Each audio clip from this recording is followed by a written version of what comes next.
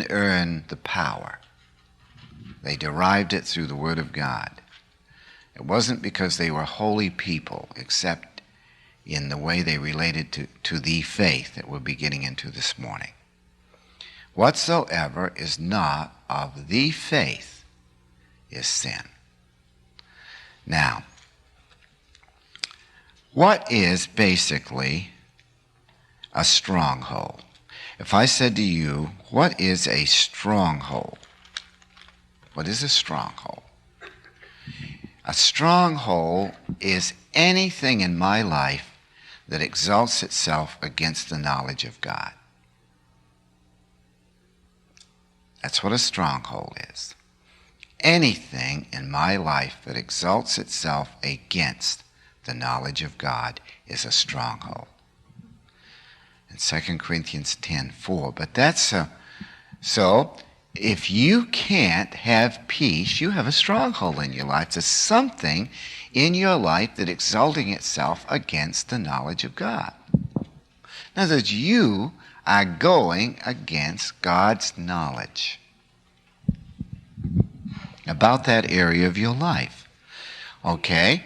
So if there's something that exalts itself against the knowledge of God, let's say that you can't find peace in your home.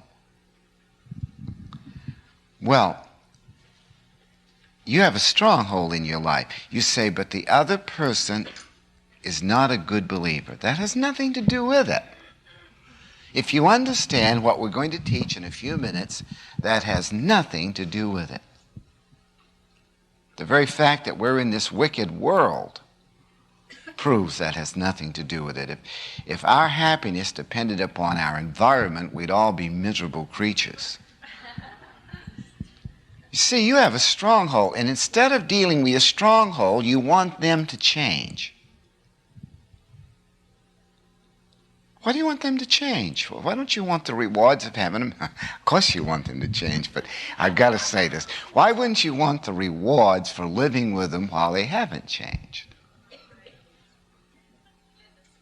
Or would you want to put down your cross and do away with any possibility of future rewards? See, if God knew your partner was going to be a wretch, if he knew it, and he knew you wanted to get married, and so he let you because he didn't interfere with your volition, then the best he can do is to let you earn rewards living with the character that you're with. So it's favor towards you. You made a wrong decision, and God gives you favor to earn rewards for eternity.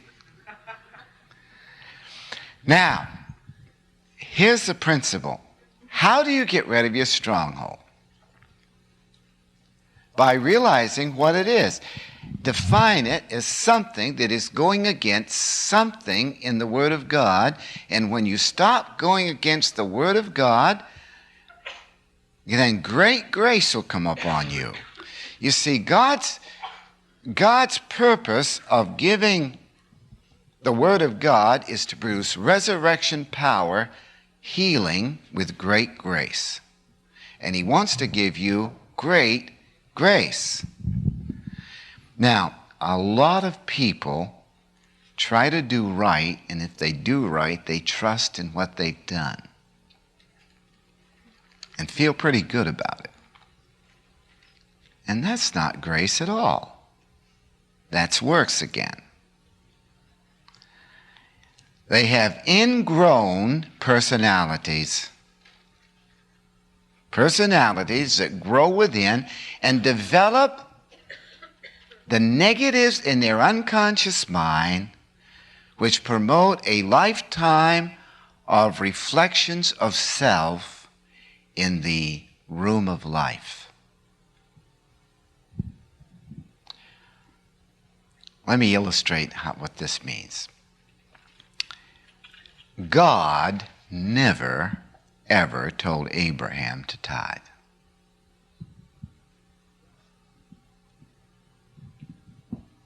And God never told Abraham to be circumcised. He tithed because he was righteous, not to be righteous. And he was circumcised because he was righteous, not to be righteous. So what did the Jews do 450 years later? They want a law about circumcision. And they want a law about tithing. But 450 years before they wanted a law in Exodus 19, Abraham did it because he was righteous.